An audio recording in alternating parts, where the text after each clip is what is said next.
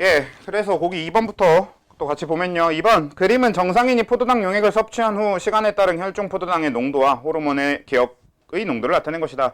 기억은 글루카곤과 인슐린 중 하나이다. 이에 대한 옳은 설명만을 보기에서 있는 대로 고른 것은 이라고 되어 있는데 2번 좀 쉬울 거예요.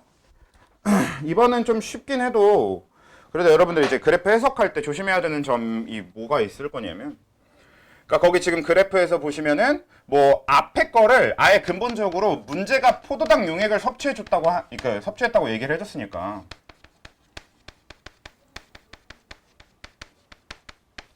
그러면 여러분들 그 포도당 용액을 섭취한 직후에는 뭐가 나와야 되는 게 맞는 거예요? 인슐린이 나와야 돼? 글루카곤이 나와야 돼?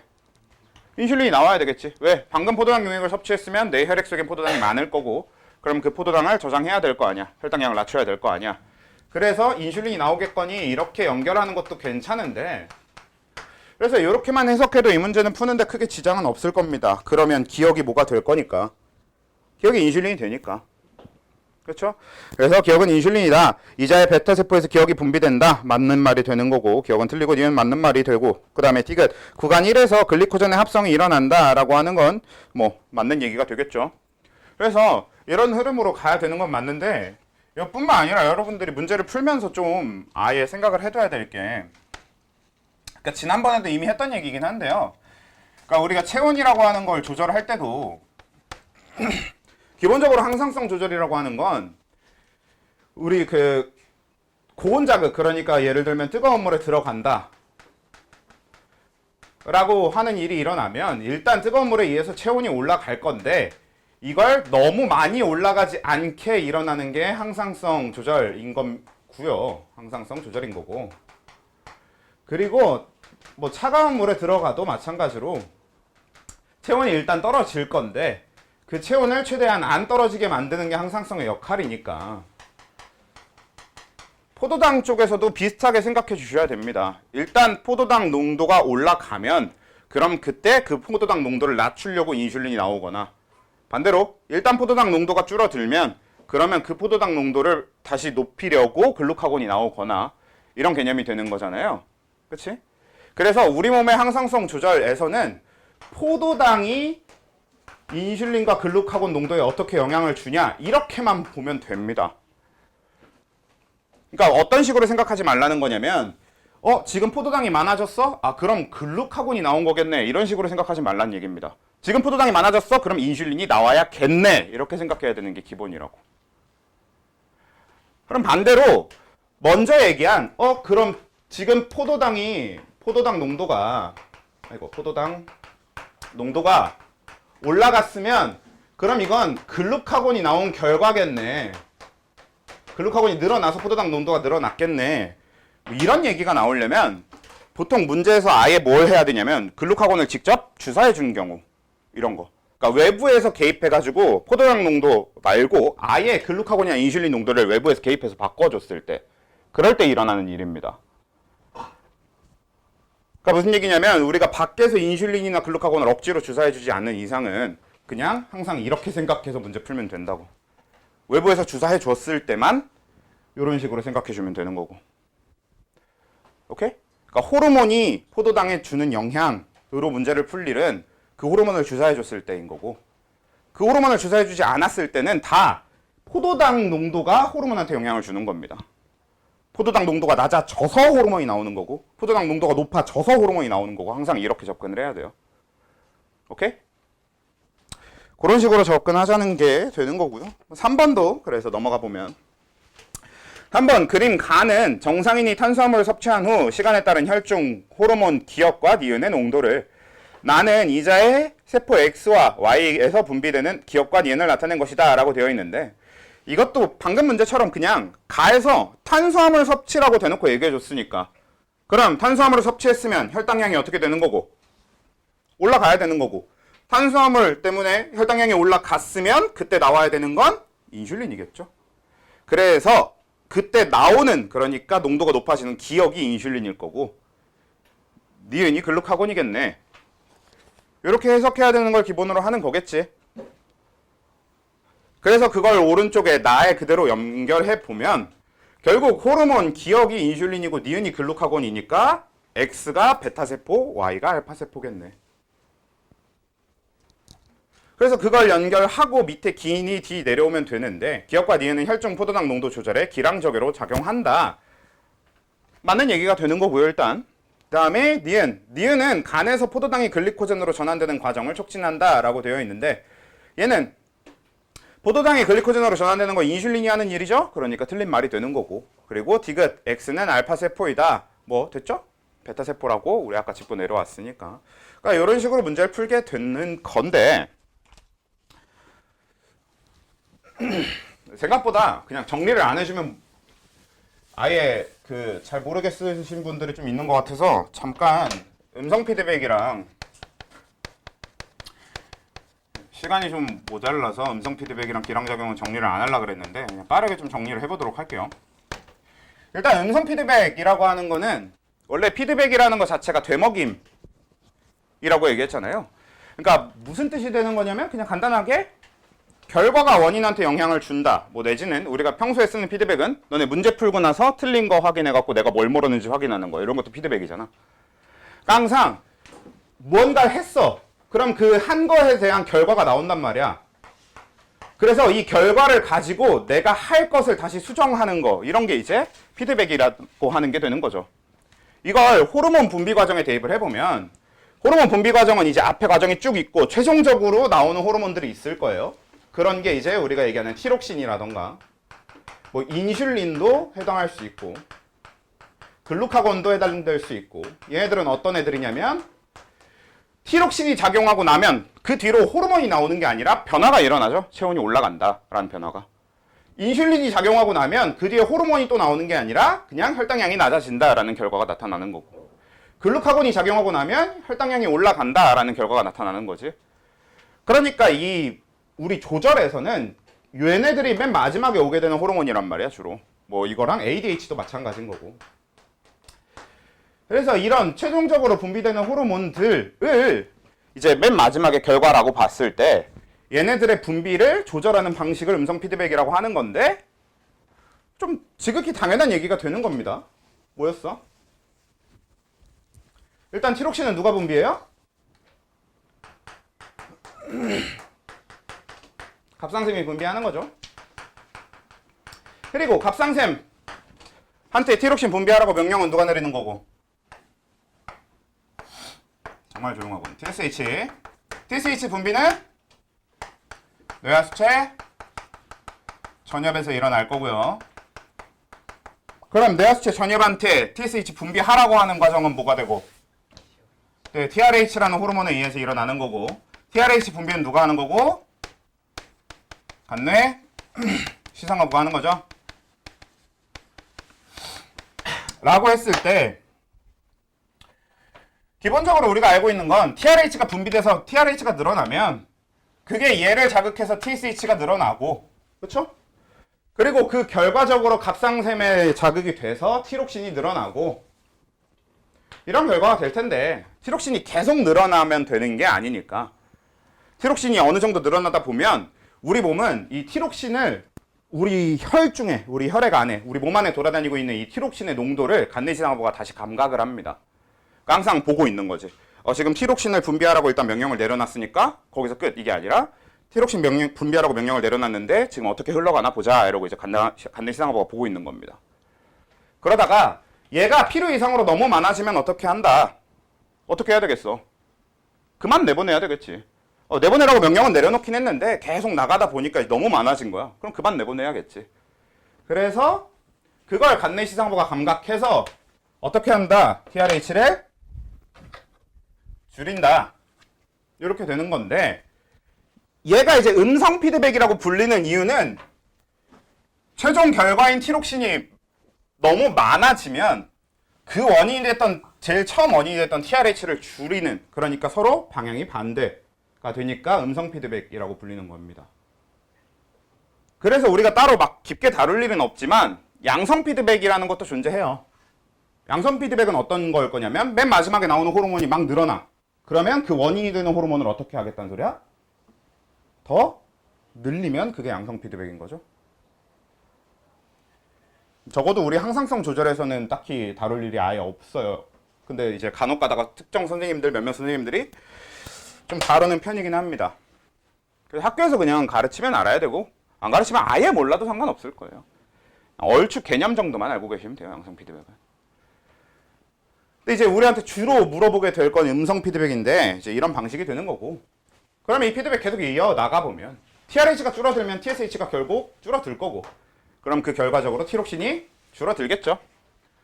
근데 이건 반대로 어떤 거다? 티록신이 너무 줄어들면 또 안 되잖아. 그러니까 티록신이 너무 심하게 줄어든다 싶으면, 그래서 체온이 떨어질 것 같다 싶으면 다시 그걸 간내시상하고가 감각해서 TRH를 늘리는 형태로 이렇게 조절을 하겠죠. 근데 이것도 마찬가지로 그냥 음성 피드백이야. 왜? 티록신을 줄일 때 TRH가 늘어나는 거니까. 그러니까 티록신이 너무 많이 줄어들었어? 그랬더니 그 원인인 TRH가 늘어났어. 그러니까 이렇게 방향이 반대면 다 음성 피드백입니다. 결과가 너무 많아졌어? 그럼 원인을 줄여. 혹은 결과가 너무 적어졌어? 그러면 원인을 늘려. 둘 다 음성 피드백이에요, 그냥. 그러니까 양성 피드백이 되려면 결과가 너무 줄어들었어? 그러면 원인을 더 줄여. 결과가 너무 늘어났어? 그럼 원인을 더 늘려. 이래야 양성 피드백입니다. 그래서 항상성 조절에 적합하지 않아요, 양성 피드백은. 그래서 우린 이제 음성 피드백만 다루는데, 문제는 대부분의 책들이 음성 피드백 설명을 이걸로 해요. 딱 이 회로 그려놓고 하거든? 그래서 다들 이제 책도 한번 보고 하다 보면 티록신이 음성 피드백 하는 건 다들 잘 알고 있거든? 근데 티록신뿐만 아니라 우리가 항상성 조절에 관여하는 걸로 배운 모든 호르몬은 다 음성 피드백 하는 겁니다. 모두 다 이런 식으로 조절이 일어나. 뭐 예를 들어 인슐린으로 보면요. 인슐린이 너무 늘어나면 안 되니까 인슐린이 늘어난다는 걸 간내이상과가 감각해요. 그러면 부교감신경의 탈분곡 횟수를 줄여요. 그러면 인슐린 분비가 줄어들어요. 인슐린 분비가 줄어들다 보면 또 너무 많이 줄어들면 안 되니까 다시 그걸 인슐린이 줄어든다 하다가 너무 많이 줄었다 하는 걸 또 간내이상과가 알아. 그러면 부교감신경을 자극해. 그래서 다시 또 인슐린 나오는 양을 늘려. 이건 글루카곤도 마찬가지. 노르에피네프린도 마찬가지. 노르가 안 들어가면 안 되죠. 에피네프린도 마찬가지. 그래서 뭐 당질 코르티코이드가 됐든 모든 호르몬은 다 음성 피드백으로 조절이 됩니다. 일단 기본적으로 그래요. 적어도 우리가 항상성 안에 배운 것들은 다 음성 피드백으로 조절이 되는 거고요. 그러니까 음성 피드백을 다 기본적으로 하고 있는 와중에 이제 그 뒤에 추가로 우리가 생각해 줘야 되는 게 기량작용인데, 애초에 이 기량적으로 작용한다. 기량작용이라는 것 뜻이 뭐냐면 서로 반대되는 걸 하는 애들끼리 같이 조절하는 걸 얘기하는 건데, 그러니까 무슨 얘기냐면 호르몬이 있는데 호르몬 두 개가 서로 완벽하게 정반대의 일을 하는 거야. 뭐가 있어요? 인슐린, 글루카곤. 그렇지? 그러니까 인슐린, 글루카곤처럼 정확하게 반대의 일을 하는 애들끼리 혈당량이 너무 낮아졌다 그러면 글루카곤 내보내고, 혈당량이 너무 높아졌다 하면 인슐린 내보내고, 이런 방식으로 조절하는 게 기량작용인 거죠. 그래서 항상성 조절 세 가지, 체온 조절, 혈당량 조절, 삼투압 조절, 혈장 삼투압 조절, 이 세 가지 중에선 혈당량 조절만 기량작용을 한다고 보셔도 무방합니다. 그러니까 뭐 학교마다 뭐 만약에 학교에서 칼시토닌, 파라토르몬 뭐 이런 걸 가르쳤다 그러면 걔도 이제 기량작용을 한다가 되긴 하는데, 뭐 대부분 그걸 그냥 선생님들이 언급을 하지 시험 문제에 나올 만큼 깊게 가르치진 않으니까, 일단 기본적으로 우리가 알아야 될 건 기량작용하는 건 뭐다? 인슐린과 글루카곤. 근데 인슐린과 기량작용하는 건 글루카곤만 있는 게 아니라 뭐도 있어야 되는 거야? 에피네프린도 있어야겠죠. 에피네프린도 글루카곤과 마찬가지 방식으로 혈당량을 높이는 애니까. 그래서 요런 관계가 기량작용이 되는 거고. 그럼 이제 뭐가 되냐면 인슐린 자체는 음성 피드백에 의해서 조절이 되는 거고, 또 동시에 인슐린과 글루카곤 혹은 인슐린과 에피네프린이 서로 기량작용도 하는 거고, 글루카곤 자체는 음성 피드백을 하는 거고, 그 글루카곤은 인슐린과 기량적으로 조절되는 거고, 기량작용을 하는 거고, 티록신은 음성 피드백만 하는 거고, 기량작용할 게 없으니까.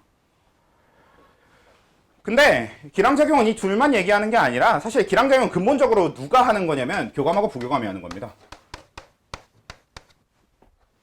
원래 교감하고 부교감의 작용이 기량작용이에요. 그렇잖아. 우리 앞에서 배운 게 뭐야? 교감이 하는 일과 정반대되는 게 부교감이 하는 일이잖아. 그래서 원래 교감하고 부교감이 기량적으로 작용하는 거거든. 그리고 실제로 이것도 얘는 부교감, 얘네 둘은 교감에 의해서 분비되는 거죠. 그래서 교감 부교감이 기량적으로 작용하면 인슐린, 글루카곤, 에피네프린은 기량적으로 작용할 수밖에 없어. 이런 흐름이 되는 겁니다. 뭐 그래서 그냥 따로따로 외우시든가, 어차피 하나의 이야기니까 그냥 하나의 흐름으로 기억해 두시든가 알아서 하시고. 오케이? 이렇게 되면 뭐 조절에 대한 이야기는 끝났고 그럼 3번 과제 이야기 다시 문제로 돌아가 봐서 3번에 이제 기량적으로 작용한다 이야기가 나온 김에 여러분들한테 그냥 한번 정리를 해드린 거고요. 4번으로 넘어가 보도록 하겠습니다. 그래서 4번 보시면 그림은 정상인의 혈중 포도당 농도에 따른 기업과 니은의 혈중 농도를 나타낸 것이다. 기업과 니은은 각각 인슐린과 글루카곤 중 하나이다 라고 했는데, 그러니까 이 문제를 풀 때 사실 이제 아까 제가 강조했던 우린 포도당 농도를 풀 때는 우리가 인슐린이나 글루카곤을 따로 주사해 주지 않은 한, 거기 문제에서 우리가 인슐린을 주사했다 혹은 글루카곤을 주사했다 이런 말이 있어 없어? 없잖아. 그런 외부에서 주사해 주지 않는 이상 어떻게 항상 봐야 된다고 했냐면 포도당 농도가 인슐린과 글루카곤한테 어떻게 영향을 주는지를 봐야 된다고 얘기했잖아. 그래서 얘는 당연히 그렇게 해석해야 되는 거기도 하고요. 그리고 그거 말고도 지난번에 무슨 얘기도 했었냐면 너네 그래프 볼 때 항상 X축을 원인으로 Y축을 결과로 생각해야 되는 거. 그러니까 X축에 적힌 게 Y축에 적힌 거한테 어떻게 영향을 주는가로 생각을 해야 되는 거란 말이야. 그러니까 그냥 그래프를 보고 해석하든 이 측면으로 해석하든 지금 이 그래프는 포도당 농도가 인슐린과 글루카곤한테 주는 영향으로 봐야 되거든요. 그럼 포도당 농도가 늘어나면 인슐린이 늘어나고 포도당 농도가 줄어들면 글루카곤이 늘어나고 이렇게 해석해야 된다는 얘기죠. 지금 4번에 있는 그래프는. 그래서 기억 그래프가 글루카곤 그래프가 되는 거고 니은 그래프가 인슐린 그래프가 되는 겁니다.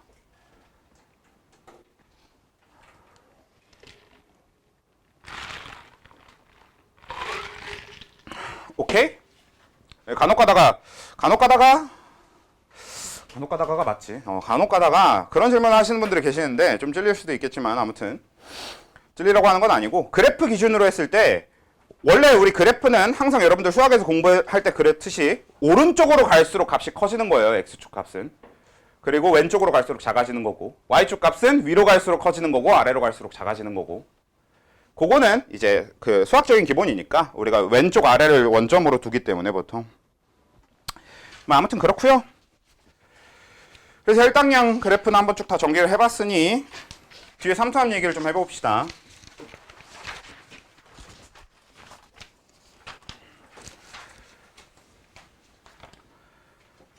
아이고 힘들다. 여기 이제 삼투압 보시면요. 1번 그림 가와 나는 정상인에서 각각 기업과 니은의 변화량에 따른 혈중 항이뇨 호르몬 ADH의 농도를 나타낸 것이다. 기업과 니은은 각각 혈장 삼투압과 전체 혈액량 중 하나이다 라고 되어 있는데 이건 사실상 우리가 쪽지에서 채웠던 거 그대로 적어놓고 해봅시다. ADH 분비 촉진. 자, ADH가 분비가 촉진이 된다라고 했을 때 그 결과와 그 원인 이렇게 나눠보면 원인이 되는 건 일단 혈장 삼투압이 높아지거나 혈압이 낮거나 혈액량이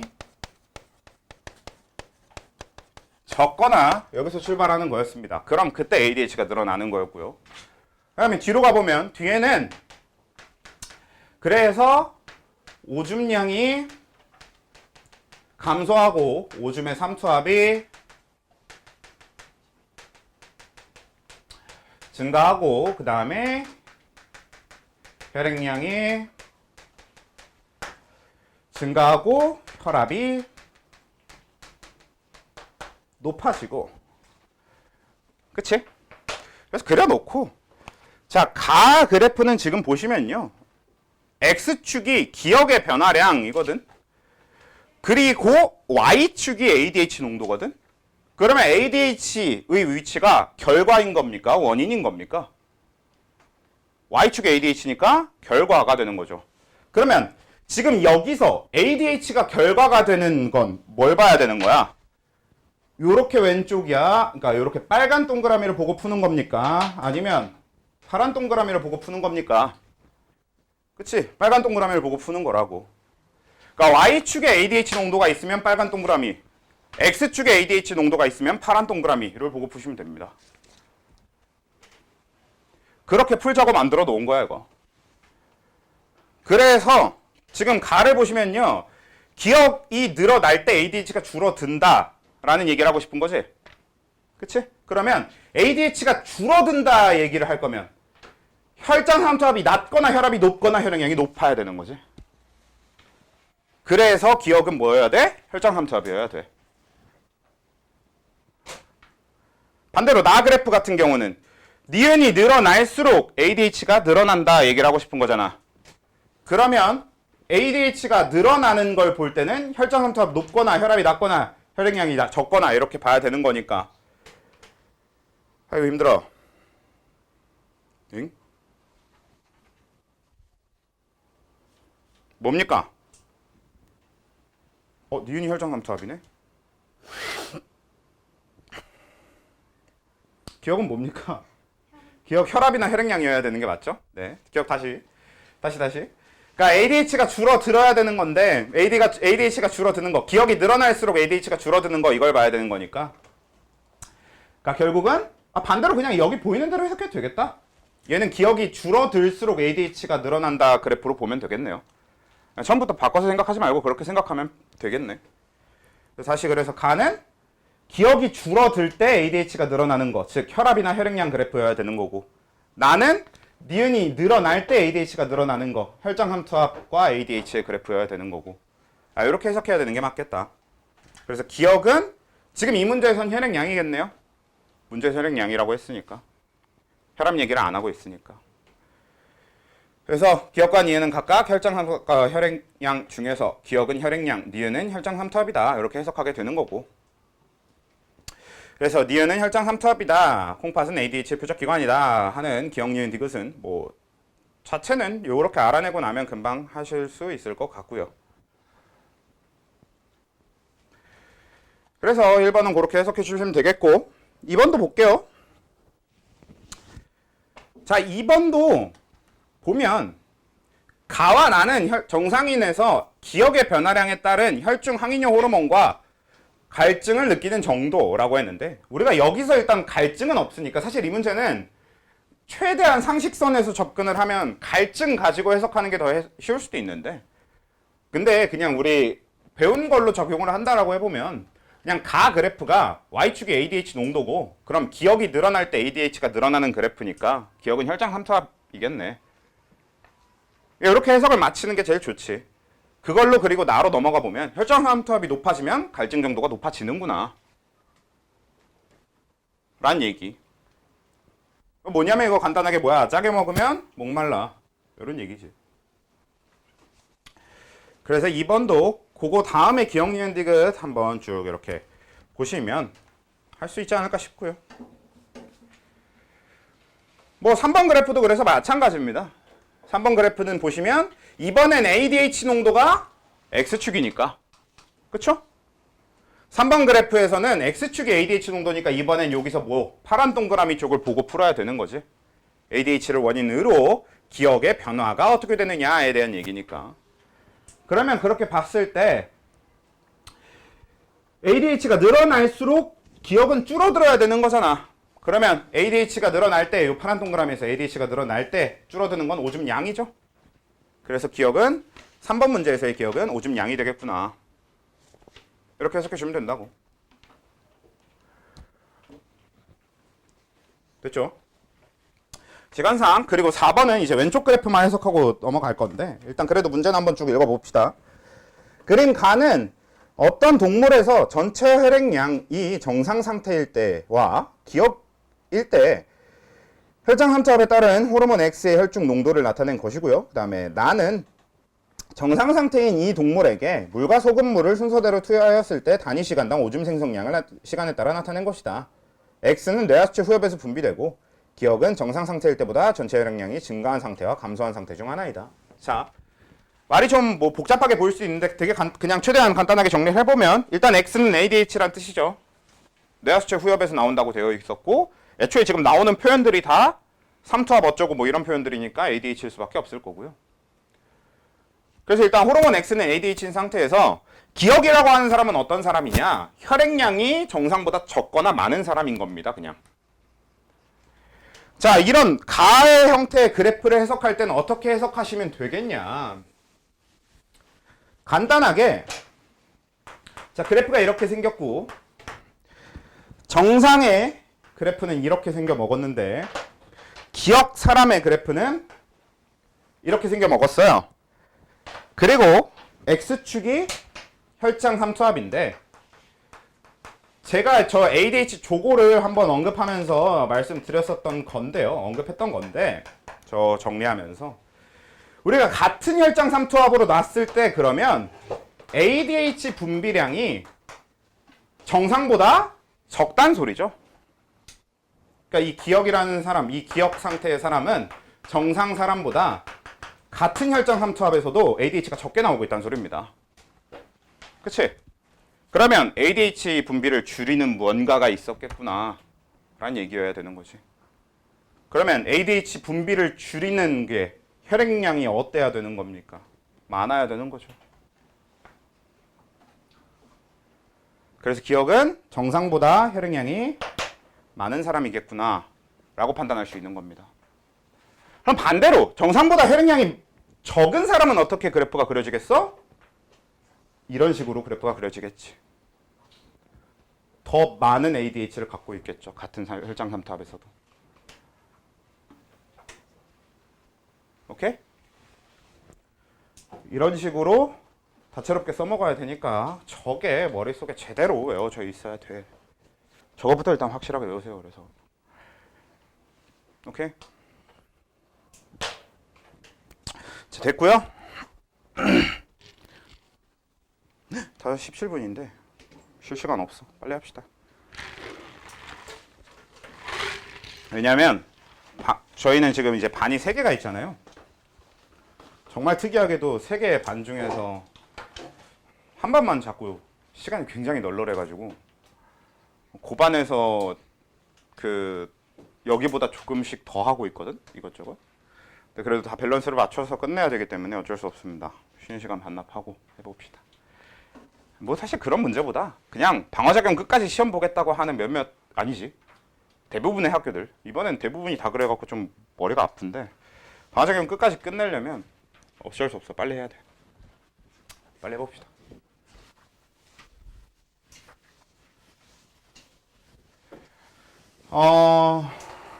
방어작용은 이게 뭐라고 해야 되냐? 개인적으로 그래도 3단원 전체에서 방어작용이 제일 쉽다고 생각합니다. 근데 방어작용을 어려워하는 애들은 방어작용도 오히려 다른 거보다 방어작용 어려워하기도 하던데 일단 뭐 다 제치고 먼저 볼게. 병원체 이야기부터 빨리 시작해 봅시다. 자, 우리 질병은 2가지가 있어요. 그냥 모든 질병은 딱 2가지로 나눠서 가장 크게 2가지로 나눠서 전염성 아니죠. 감염성 질병하고 비감염성 질병 이렇게 나뉘는데 잠깐 제가 언급한 전염성 비전염성과 감염성 비감염성은 좀 다른 얘기입니다.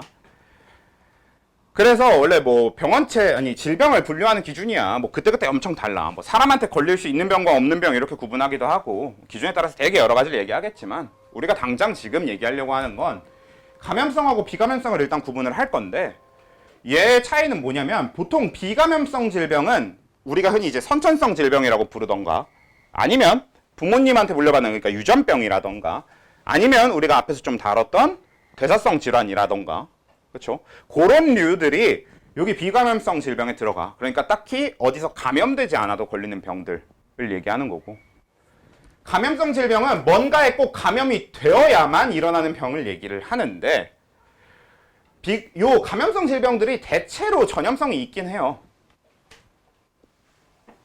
왜냐면 이 감염성 질병을 일으키는 애들은 몸 밖에서 오는 물질들일 거 아니야. 그치? 우리가 태어날 때부터 갖고 태어나는 게 아니라 몸 밖에서 뭔가 물질이 들어와서 우리가 병에 걸리게 되는 게 감염성 질병이거든요. 근데 그 병을 일으키는 것들을 통틀어서 병원체라고 부르는 겁니다. 병의 원인이 되는 물체, 병원체의 정의가 그렇게 되는 거고요. 그래서 감염성 질병이라고 하는 건 병원체에 감염됐을 때 일어나는 질병이다. 이런 식으로 정의가 되는데 그래서 전염이 되는 경우가 많아. 결국 내 몸에 있는 병원체가 내 몸에서 나가서 다른 사람한테 갈 수 있다면 그게 전염인 거니까. 이렇게 밑에 거는 뚜렷한 병원체가 없고 얘는 병원체가 있기 때문에 얘가 전염이 되는 일이 많긴 많지만 꼭 전염이 되는 것도 아닙니다. 그래서 간혹가다 이제 문제에서 전염성 여부 이런 걸 물어보긴 하는데 감염성 질병이라고 무조건 전염되는 건 아니에요. 비감염성 질병은 무조건 전염이 될 수가 없고요.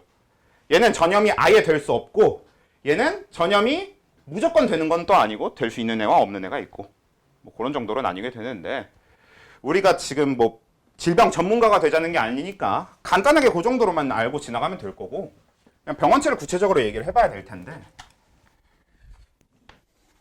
선생님들이 워낙에 옛날 분하고 요즘 분하고 다 다르게 있으니까 옛날 표현하고 요즘 표현을 좀 다 쓰려고 하는데 일단 나열을 먼저 해보면 병원체 가장 대표적인 게 우리가 흔히 알고 있는 세균이고요. 그리고 바이러스 이 두 개가 제일 대표적이고 그래서 얘네 둘에 대해서 얘기할 게 제일 많고요. 그리고 그 다음에 원생생물이라고 하는 걸 봐야 되고요. 그리고 그 다음에 이제 균류라고 하는 게 따로 있는데 요즘에는 이 표현보다 대부분 곰팡이라는 표현을 쓰는 걸 더 선호하는 것 같아요. 원래는 예전에 학생들이 일부러라도 헷갈리게 균류라는 표현을 써왔는데 요즘은 학생들이 일부러라도 헷갈릴 일이 없게 곰팡이라고 좀 바꿔주는 추세인 것 같습니다. 학교 선생님이 그래서 균류라고 설명하시면 나쁜 사람이고 곰팡이라고 생각하면 좀 좋은 사람이고 이렇게 생각하시면 될 것 같아요. 곰팡이라고 설명하면 헷갈리지 말라는 뜻이고 왜냐면 요즘 수능에서도 균류라고 안 하고 아예 곰팡이라고 대놓고 나오는 편이라서 근데 만약에 학교 선생님이 곰팡이라고 설명 안 하고 균류라고 명시한 다음에 얘네들은 일단 곰팡이인데 이렇게 그냥 곰팡이라는 걸 설명으로 사용했으면 아마 학교 문제는 무조건 균류로 나올 겁니다. 그렇게 틀리게 만들려고 애초에 이렇게 명칭을 쓰는 거니까. 실제로 세균은 균류가 아니에요. 세균은 이건 뭐 나중에 여러분들이 그쪽에 관심이 있으면 공부하게 될 텐데 진정세균계, 뭐 고세균계에서 아예 따로 있어요. 진정세균류, 고세균류 뭐 이런 식으로 분류가 따로 있고 균류라고 하는 건 곰팡이와 버섯을 얘기합니다. 그런 애들이 균류에 해당돼요. 뭐 아무튼 이렇게 있고 그리고 얘는 좀 이제 그만 가르쳤으면 좋겠고 아직도 교육과정에 있긴 있는 게 제일 빡치긴 하는데 그래도 잠깐 얘기를 해보면 변형된 프라이온이라는 게 있긴 있습니다. 이것도 일단 간단하게 보기로 하고요. 일단 요건 맨 마지막에 얘기하기로 하고 위에 있는 것들 먼저 얘기를 좀 해봅시다. 일단 첫 번째 세균. 그냥 세균은 여러분들이 알고 있는 그냥 그런 세균입니다. 다만 여러분들이 알고 있는 에서 세균이랑 바이러스를 굉장히 헷갈려 하시는 분들이 많아요.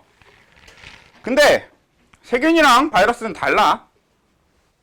그 여러분들 혹시 박테리아라고 부르면 이건 바이러스인가요? 세균인가요?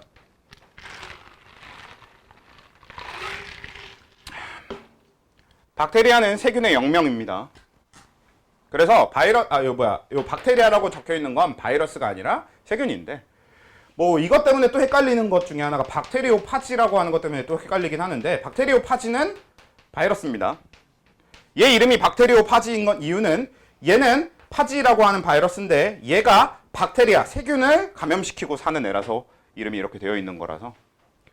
그래서 여러분들이 세균이랑 바이러스는 그 이름 보고도 조금 구별을 해주실 수 있긴 해야 되는데, 일단 특징이 제일 중요하니까 특징부터. 자, 여기서 우리가 여기 병원체만 가지고 해볼 얘기가 굉장히 많긴 한데요, 사실. 일단 세균의 경우에는 세포 구조를 가지고 있어요. 당연히 바이러스 빼고 지금 여기에 있는 애들은 얘는 일단 제외하고 얘기할게요. 프라이온 제외하고 요 4개 중에 요 하얀색으로 적은 애들 중에서는 바이러스 빼고 나머지 3개는 다 세포 구조로 되어 있습니다. 그러니까 얘도 세포 구조고요.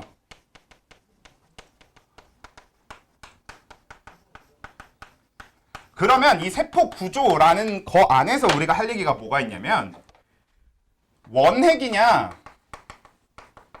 진핵이냐 라는 차이를 우선적으로 가져요. 원래 기본적으로 세포라고 하는 건 원핵세포와 진핵세포 이렇게 두 가지로 나뉩니다. 원핵세포와 진핵세포는 어떤 차이를 갖냐면 핵이 있고 없고의 차이를 갖습니다. 그러니까 핵을 가지고 있는 세포들을 우린 진핵세포라고 불러요. 그리고 핵이 없는 세포는 원핵세포라고 부르거든. 근데 요 핵이라는 점에서 조금 생각해 봐야 될 게 핵 안에 들어있는 게 뭐예요, 여러분들? 아십니까?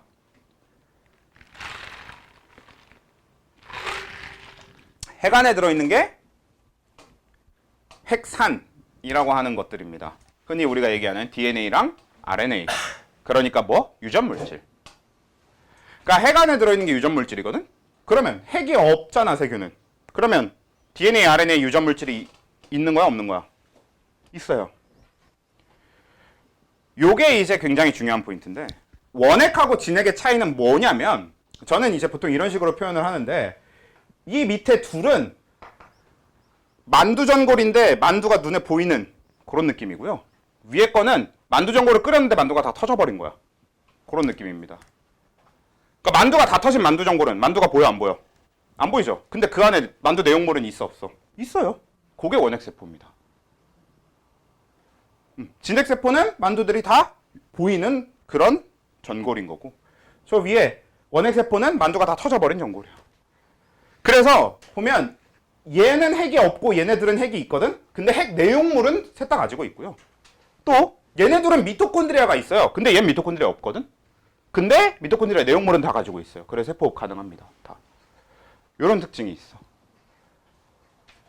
그래서 핵이 얘네들한테는 핵이 있고 얘는 핵이 없는데 그래도 핵 내용물은 가지고 있는 거라고. 오케이? 그래서 만두가 다 터져 있는 만두전골 이런 식으로 생각하면 좋지 않나? 내 개인적인 생각. 아무튼 그렇고요. 그리고 세균에 대해서 알아야 되는 특징은 그래서 원핵이기 때문에 뭐 미토도 없고 핵도 없고 뭐 다 없지만 그래도 그 내용물, 핵의 내용물인 핵산, 그러니까 유전물질은 가지고 있어요. 그리고 미토콘드리아가 없어도 내용물을 가지고 있어서 세포 가능합니다. 세포니까. 세포를 포함한 굉장히 여러 가지 물질 대사가 가능하겠지. 그렇게 되면 사실 일단 세균 자체에 대해서 큰 틀에서 알아야 될 건 끝인데 여기서 한 가지 더 알면 좋을 게 세균은 세포벽이 있습니다. 여러분 세포벽이라고 하는 거 처음 들어보나? 들어봤잖아. 세포벽 우리가 배울 때 어떤 걸 구분하면서 제일 많이 배웠었냐면 식물세포한테는 세포벽이 있고 동물세포한테는 세포벽이 없고 그런 걸로 주로 많이 배웠단 말이야. 근데 동물세포한테는 세포벽이 없는데 식물세포한테만 세포벽이 있는 건 또 아니고요. 오히려 동물세포를 제외한 나머지 다른 세포들은 상당수가 세포벽을 가지고 있어요. 왜냐면 동물한테는 뭐가 있어? 뼈가 있거든. 그러니까 동물한테는 뼈가 있으니까 세포를 보호할 세포벽이 필요하지 않습니다. 뼈가 없는 동물들은 어떻게 해요? 걔네들은 그래서 외투막이라는 걸 가지고 있긴 한데 그러니까 뭔가 단단하게 외부에서 보호하든 보호할 수단을 갖고 있는 게 동물이고 동물을 제외한 나머지 생물들은 그렇게 본인을 보호할 수단이 별로 많지 않기 때문에 대부분 세포벽을 가지고 있습니다. 그래서 세균도 세포벽을 가지고 있어요. 간혹 가다가 세균의 세포벽이 펩티도글리칸이라는 사실까지 얘기해 주신 선생님이 계실 수도 있는데 아마 그걸 문제 내지는 않을 겁니다. 몰사양식한 사람이에요. 그걸 문제 내면. 생투에 나오는 거거든요. 그래서 그렇게까지는 아마 안 할 거고 그냥 세포벽이 있다까지 사실 이 세포벽이 있다까지도 아예 안 가르치는 경우도 많은데 이건 요즘에 수능에서도 간혹 가다 물어보는 주제라서 아마 이제는 다 가르치지 않을까 싶어요. 그래서 우린 이제 여기까지 정도 외워주면 되는 게 세균의 특징. 오케이? 자, 그리고 세균은 특징은 일단 이렇게 되고요. 그 다음에 우리가 세균성 질병에 공통적으로 사용할 수 있는 치료제가 있어요. 뭐가 있냐면 세균의 번식을 방해하는 약이 있습니다.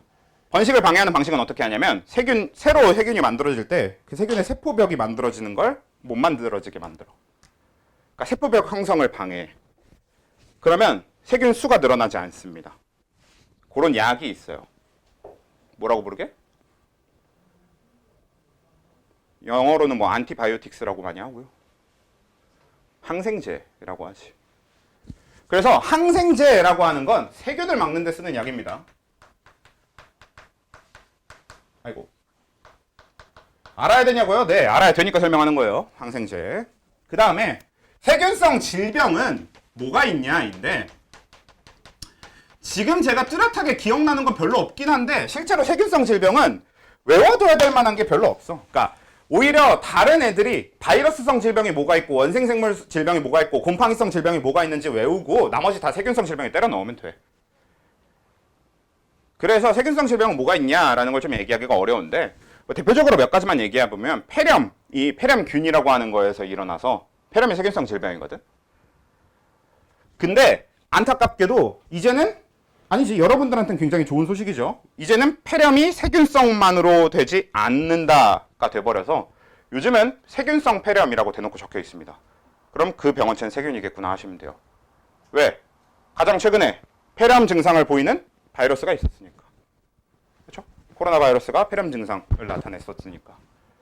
그래서 요즘은 폐렴 하면 세균성 폐렴, 세균에 의한 폐렴은 세균성 폐렴이라고 아예 따로 불러요. 또 이 세균에 대한 병으로 또 가장 또 대표적이었던 게 식중독이었거든. 근데 요즘엔 식중독의 원인이 되는 게 너무 많아져서, 그래서 세균에 의한 식중독을 세균성 식중독이라고 불러줍니다. 그러니까 이것도 외울 필요 없어. 세균성이 앞에 붙어 있으면 다 세균이니까. 그래서 세균은 오히려 뭐가 세균성 질병에 들어가는지는 딱히 외워야 될 필요성이 좀 적긴 하고요. 나머지 다른 걸 좀 외워줘야 돼. 그럼 밑에 바이러스. 자, 바이러스는 설명 안 해도 되지? 왜냐면 여러분들이 1단원에 했던 그거 그대로 그냥 다 다시 나온다고 생각하면 돼요. 그게 그냥 바이러스 특징입니다. 바이러스 특징은 거기서 더 이상 얘기할 게 없어. 뭐 있어? 단백질 껍질로 이루어져 있고 그 안에 핵산이 들어있을 거고, 혼자서 물질대사 못하고, 숙소세포 내에서 물질대사를 하고, 그런 내용들 있잖아. 그 내용들이 여기 그대로 다시 들어가는 거란 말이야. 그래서 이거는 그냥 한번 정리해서 여러분들이 다시 외워보는 걸로 하면 될 것 같으니까 다시 설명을 하지는 않을 건데, 그럼 여기 치료제부터 바로 이야기를 시작해 봅시다. 보통 바이러스성 질병, 그건 세균성 질병도 마찬가지고 이것도 마찬가지인데, 치료제는 여러 가지가 있어. 그러니까 예를 들면 감기는 감기를 치료하기 위한 감기 항체가 따로 있고, 이렇게 다 약이 되게 여러 가지가 있는데, 그런 거 말고 세균성 질병이라면 다 공통적으로 쓸 수 있는 게 항생제거든요. 그런 느낌으로 바이러스성 질병이라면 다 공통적으로 쓸 수 있는 게 있고, 그걸 우린 뭐라고 하냐? 항바이러스제라고 합니다.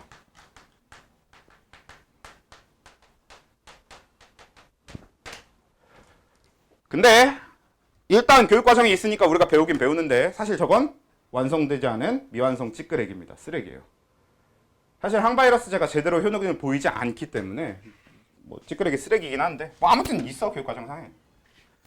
실제로 우리 연애 바이러스성 질병 걸리면은 몇몇 가지 종류의 병을 제외하고는 대부분 항바이러스제 딱히 병원에서 처방해주거나 하지 않아요.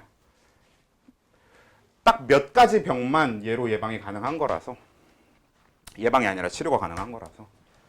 근데 자, 바이러스성 질병이 항바이러스제로 치료를 한다. 뭐 일단 책에 나와 있으니까 이렇게 짚어두시면 되고, 뭐 외우는데 그렇게 어려운 이름은 아니니까. 막는, 바이러스를 막는 약이니까. 그럼 이제 여기 바이러스성 질병을 봐야 되는데, 뭐가 있어? 일단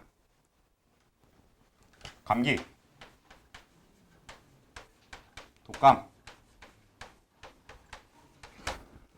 둘 다 바이러스성 질병이죠.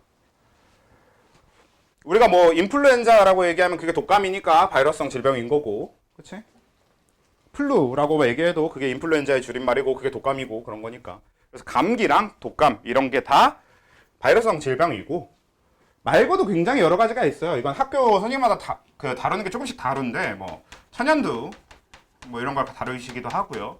아니면 뭐냐 홍역 이런 걸 다루시기도 하고 해서 외워야 될 거는 학교 선생님들이 말하는 거에 맞춰서 외우면 되는 거긴 하지만 기본적으로 제일 많이 나오는 게 감기, 독감, 홍역 세 가지랑 소아마비입니다.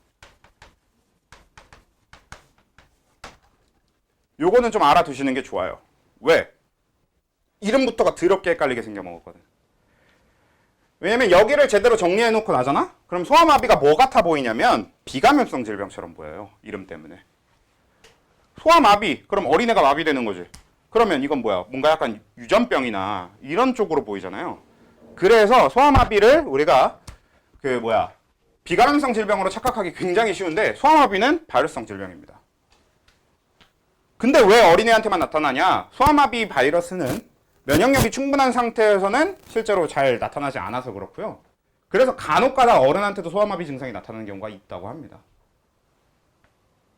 근데 면역이 충분히 갖춰진 상태에서는 소아마비 바이러스는 몸에 들어와도 그냥 일종의 진짜 단백질 덩어리가 되고 마는 거지. 병을 일으키지 못하고. 그래서 소아마비 정도를 같이 알아두시면 되는 게 바이러스. 특징은 따로 다시 정리 안 한다고 했고. 그 다음 원생생물. 뭐 순서상 책에 원생생물이랑 곰팡이 같은 경우는 뭐가 먼저 나오는지 모르겠습니다만 일단 이 둘이 중요도가 제일 높고요. 그 다음에 이제 이 둘은 중요도가 비교적 좀 낮은 편이긴 한데 정리를 해보면 일단 얘는 진핵이니까 미토도 있고 핵도 있어요. 그러니까 유전물질이 있고 세포흡이 있고 이런 건 굳이 다시 얘기할 필요가 없겠지. 그리고 세균이랑 비교해서 보면 얘는 세포벽이 없습니다. 그리고 얘는 세포벽이 있어요.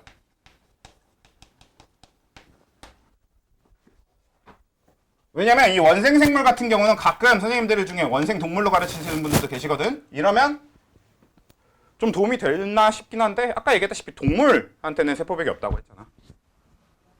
그래서 원생생물은 원생동물로도 많이 부르는데 그래 세포벽이 없습니다. 일종의 동물 세포가 있습니다. 근데 얘네들을 얘기할 때는 요거는 잠깐 언급해봐야 될 게 뭐가 있냐면 원생생물은 단세포고요. 얘는 다 세포예요.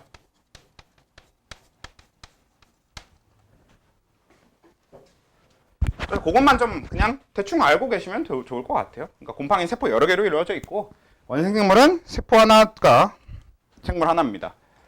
원생생물군에 들어가는 것 중에 가장 대표적인 게 아메바예요. 그런 게 이제 원생생물이야. 그렇게 되는데 이제 원생생물이 일으키는 병 이쪽으로 넘어가 봐야 되는데 일단 치료제가 없습니다. 원생생물군은 공통적인 치료제가 따로 존재하지 않아요. 그래서 일단 외워야 될 거 하나 줄었고 반대로 얘기하면 없다는 걸 외워야 되는 걸 수도 있고요. 그 다음에 그러면 이제 원생생물성 질병이 뭐가 있냐라는 걸 얘기를 해야 되는데 자 보통 세균하고 바이러스 같은 경우에는 얘는 어마어마하게 가볍고요. 세균 같은 경우도 꽤 가벼운 편이라서 우리가 흔히 이제 뭐 물을 통해 전염이 된다던가 아니면 침을 통해 비말 감염이라고 흔히 얘기하죠. 아니면 세균 중에는 별로 흔하진 않지만 가끔 공기 감염 뭐 이런 것도 있을 수 있고 그러니까 그렇게 좀 비교적 가벼운 데에 비해서 이 밑에 얘네들은 굉장히 무겁거든. 그러니까 원핵이랑 진핵 중에 원핵은 되게 하등한 세포고 진핵은 되게 고등한 세포예요. 그러니까 사실상 원생생물이나 곰팡이의 세포 구조는 인간의 세포 구조랑 그렇게 크게 다르지 않습니다. 그래서 굉장히 고등한 세포다 보니까 얘네들은 덩치가 커. 그러니까 감염되고 전염되기가 비교적 어렵단 말이야. 근데 얘네들은 감염시키고 전염시켜야만 살아남을 수 있는 애들이거든. 그래서 원생생물은 뭘 통해서 전염되고 감염되도록 되어 있냐? 곤충을 타고 움직입니다. 그래서 곤충을 통해 전염되는 것들이 원생생물류에 들어가요. 대표적인 게 뭐야? 말라리아. 말라리아 뭘 통해서 전염됩니까? 감염됩니까? 모기, 그치? 그런 게 원생생물성 질병이에요. 또 뭐가 있냐면 수면병이라고 하는 게 있어요. 얘는 이제 파리에 의해서 감염이 되는 애인데, 실제로 저 파리는 우리가 알고 있는 우리 주변의 파리는 아니고요. 수면병을 옮기는 파리의 종이 따로 존재해. 실제로 왜 말라리아 옮기는 모기도 말라리아 모기 따로 있잖아. 우리 주변에 있는 모기는 딱히 아니고. 그런 것처럼 저 수면병을 옮기는 파리는 따로 존재하기 때문에 그냥 우리 주변에 있는 것 중에서 찾을 그럴 필요는 없습니다. 우리 주변의 파리는 아니에요. 그래서 저렇게만 살짝 알아두시면 돼요.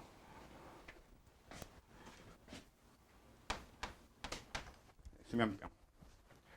수면병은 이름 그대로 자다 죽는 겁니다. 계속 자요. 죽을 때까지 자는 게 아니라 계속 자다가 금방 죽어요. 수면병은 그러니까 숙주를 재워놓고 숙주의 대사를 통해 나오는 모든 물질들을 다 빨아먹는 게 병원체가 생활하는 방식입니다. 왜냐면 숙주가 일어나 있으면 자꾸 자기 대사물질을 자기가 다 써버리니까 재워놓는 거지. 우리가 흔히 아는 뭐 기면증 이런 거랑은 좀 다른 겁니다. 수면병은 실제로 우리나라에서도 지금 이제 슬슬 나오고 있다고 하는데 엄청 더운 지역이어야 돼요. 그래서 주로 아프리카에서 많이 나타나는 병입니다. 뭐 아무튼 그렇고요. 그다음에 이제 곰팡이. 여기서 여러분들이 좀 헷갈리면 안 되는 게 곰팡이를 먹었을 때랑은 얘기가 다릅니다. 곰팡이가 핀 음식을 먹어. 그럼 그냥 이제 그것도 이제 일종의 식중독이고 감염성 질병으로 볼 수는 있긴 있는데 우리가 그런 얘기 하자고 이 곰팡이 얘기를 하는 건 아니야. 어이구. 자, 이 균류라고 부르는 이 곰팡이는 어떤 경우를 우리가 얘기하는 거냐면 실제로 사람 피부에 곰팡이가 핀 경우를 얘기하는 겁니다. 왜냐면 곰팡이를 먹었을 때 문제가 되는 건 곰팡이 자체가 문제가 되는 게 아니라 곰팡이는 독성 물질을 만들어내거든. 그런 것 때문에 몸에 문제가 되는 거야. 곰팡이 자체는 문제 안 돼요. 우리 몸에 들어가면 소화됩니다. 곰팡이 자체는. 근데 그 안에 있는 독성 물질 때문에 문제가 되는 거고. 그러니까 우리가 병원체로서의 곰팡이를 볼 때는 우리 피부에 곰팡이가 핀 경우를 얘기하거든요. 사람 피부에 곰팡이가 폈어. 그걸 뭐라고 부르게? 가장 흔하게 볼 수 있는 게 발에 피는 겁니다. 발에 곰팡이가 피면 우린 그걸 이라고 부르는 겁니다. 무좀이 발에 곰팡이가 핀 거예요. 실제로 곰팡이는 어떻게 전염이 되냐면 원생생물은 모기를 타고 파리를 타고 직접 이동을 하는 느낌이라면 곰팡이는 곰팡이 본인이 직접 움직이는 게 아니라 곰팡이 번식 수단이 포자예요, 포자.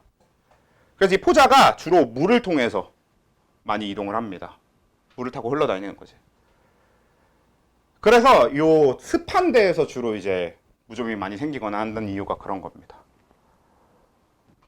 아무튼 이 무좀이라고 하는 거는 일단 곰팡이인데 여러분들이 좀 알아야 될 게 실제로 무좀이라는 병은 우리가 흔하게 발에 걸릴 확률이 제일 높아서 발에 있는 게 무좀이라고 생각하는 뿐이지 사실 입술 무좀도 있고 되게 여러 군데 무좀이 걸릴 수 있어요. 우리 피부 어디든 곰팡이가 피면 그건 다 무좀이에요. 그리고 어디든 다 필 수 있게 되어 있습니다. 제대로 관리가 안 되면. 오케이? 그러니까 꼭 무좀이라고 해서 발에만 걸리는 거 아니야. 그리고 곰팡이성 질병으로 또 같이 많이 나오는 게 건선인데 사실 건선은 뭔지 저도 자세히는 모릅니다. 뭐 딱히 건선이란 질병 자체에 제가 관심이 있지도 않고 그리고 잘 안 물어보기도 하고 그냥 책에 있으니까 같이 언급을 해드리는 거지 뭐 딱히 선생님들도 건선이란 질병에 대해서 자세히 설명하시는 분들은 딱히 없는 것 같긴 해. 근데 요즘 보니까 건선이라는 병 자체에 걸리는 사람들이 좀 있는 것 같은데 뭐 아무튼 그냥 간단하게 건선이 그냥 곰팡이성 질병이다 정도로만 그냥 보고 지나가면 될 것 같아요. 그러니까 무좀이랑 거의 비슷한 느낌인 걸로 알고 있습니다. 그래서 끝 하면 일단 이 4개가 현재 가장 메이저하고 가장 많이 다루는 것들이 되는 거고요. 수능에서는 이제 거의 이 4가지 위주로만 다루고 있는데 맨 밑에 변형된 프라이온도 같이 해보면 얘는 세포 구조가 아닙니다.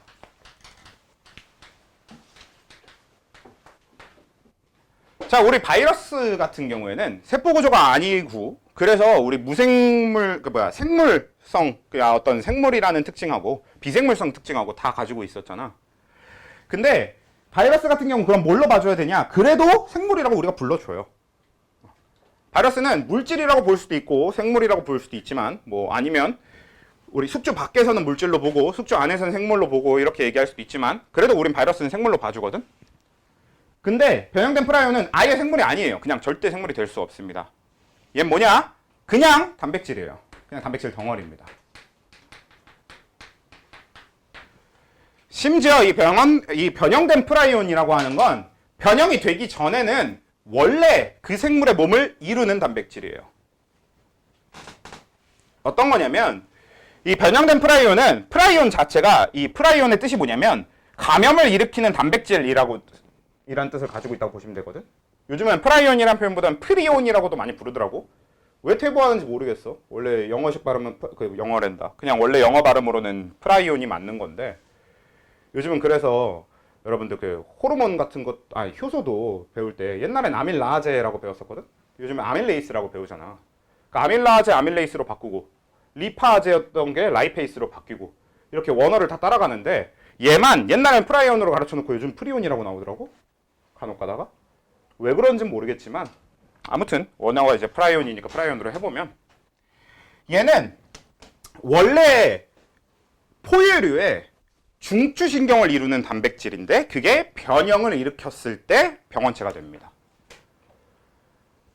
얘가 어떤 특징을 갖고 있냐면 포유류의 중추신경계는 굉장히 많은 단백질들이 쭉 이어져 있는 상태야. 그리고 그 단백질들은 생긴 게 다 비슷해요. 그러니까 생긴 게 비슷한 단백질들이 쭉 이어져서 우리 신경계를 이루게 되는 거지. 그러니까 뉴런이 들어있을 공간을 만들기도 하고 그런 거를 이제 단백질이 쭉 나열이 되면서 만들어주는 건데 근데 이 변형된 프라이온은 말 그대로 그 프라이온의 변형이 일어난 겁니다. 아니 그 단백질의 변형이 일어난 거야. 근데 이 변형된 단백질의 문제가 뭐냐면 그걸 섭취하게 되고 그래서 그 섭취한 변형된 단백질이 멀쩡한 단백질을 만나게 되면 그 멀쩡한 단백질들이 전부 다 변형이 일어납니다. 그래서 흔하게 변형된 프라이온에 의한 질병은 뭐라고 우리가 흔히 많이 얘기하냐면 뇌에 빵꾸 뚫린다라는 표현을 많이 해요. 실제로 중추신경계 안에 있는 단백질들의 변형이 일어나면서 뇌 세포들이 고정되어 있어야 되는데 그게 다 주저앉는 거지. 그래서 중추신경계가 제 기능을 못하게 됩니다. 말 그대로 뇌에 빵꾸 뚫리는 거지 진짜. 그런 게 이제 변형된 프라이온에 의한 질병인데 근데 사실 모르겠어요. 저는 개인적으로 이걸 이제 뺐으면 좋겠는데 왜 고등교육 과정에 아직도 이게 들어있는지 모르겠는데 아무튼 그래서 얘네는 대표적인 일단 치료제는 공통적인 치료제가 따로 존재하지 않고요. 곰팡이 치료제 얘기 안 했네. 마지막에 정리하고 얘는 치료제가 없고요. 그리고 얘로 대표되는 병이 뭐냐? 변형된 프라이온에 의한 병은 어차피 얘는 여러 가지 종류가 있는 게 아니까 딱 광우병입니다.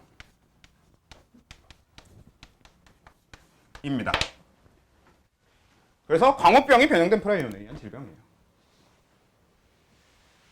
그리고 광우병은 소한테 걸리는 병이잖아요. 이것과 굉장히 비슷한 증상을 보이는 사람한테 나타나는 형태의 광우병 같은 이런 변형된 프라이온에 의한 질병이 있는데 그건 이름부터 그지 같은데 크로이츠펠트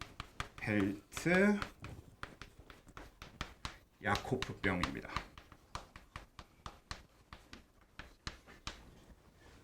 이거는 크로이츠펠트 야코프병이라고 부르기도 하고 크로이츠펠트 야곱병이라고 부르기도 하고 아예 줄여서 야곱병이라고 부르기도 해요.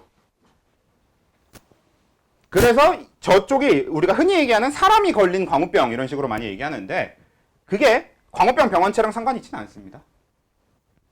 그러니까 일단은 병원체는 이 둘은 별개야. 근데 같은 종류인 거지. 변형된 프라이온. 실제로 위에 것도 마찬가지야. 감기를 일으키는 바이러스, 독감을 일으키는 바이러스, 천연두를 일으키는 바이러스, 홍역을 일으키는 바이러스, 소아마비를 일으키는 바이러스가 서로 다 따로 있는 겁니다. 코로나 바이러스가 따로 있는 것처럼. 이것도 모기, 말라리아를 일으키는 원생생물, 그리고 수면병을 일으키는 원생생물, 모기를 타고 다니는, 파리를 타고 다니는 이것도 서로 종류가 다른 거예요, 아예. 서로 다른 종류의 생물이 병을 일으키는 거야. 그래서 이렇게 정리하면 되겠다. 크로이츠펠트 야코프병은 사실상 거의 희귀병 수준인데 우리나라에도 환자가 그래도 여태까지 좀 있다고 하던 것 같아요. 한 10명 안팎으로 있다는 것 같긴 한데 아무튼 그렇습니다.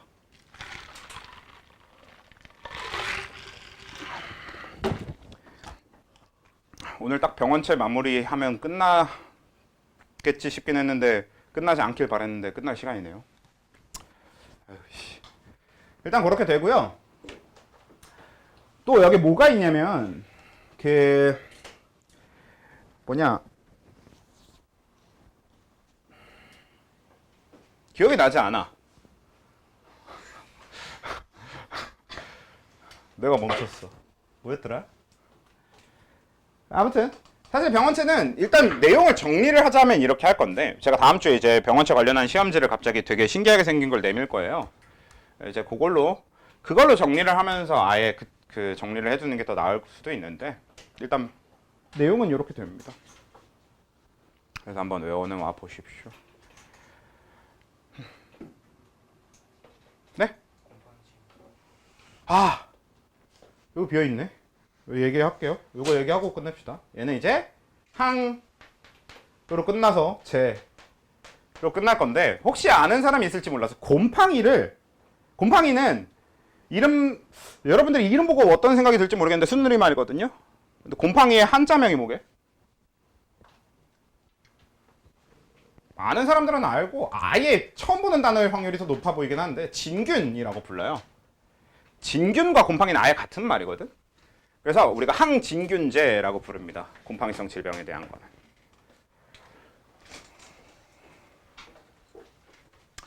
요즘에 곰팡이성 질병 해서 항진균제 처방하는 것 중에 뭐 대표적으로 뭐 있냐? 요즘엔 잇몸에 생기는 염증, 구내염 이런 것도 곰팡이성 질병이기도 하고 그렇다는데, 그런 게 지금 바로 교육과정상에 반영이 될지 안 될지 모르겠어. 뭐 그런 거에 관심이 있는 선생님들은 그런 거 공부해 와가지고 너네한테 알려준 다음에 시험 문제를 낼 수도 있는 거니까. 병원체 종류 같은 경우에, 병원체 종류 아니고 이 질병의 종류 같은 경우에는 학교 선생님이 가르친 질병이 있으면 다 알아야 되는 질병일 겁니다. 그래서 요 파트가 학교 선생님 설명을 듣는 게 굉장히 중요해요. 혹은 저 파트, 다른 건 몰라도 요 파트만이라도 교과서라도 좀 보던가 하셔야 될 겁니다. 서로 저 다루는 질병이 워낙에 다 다르기 때문에. 일단 오늘 여기까지 하도록 하고, 고생들 하셨습니다.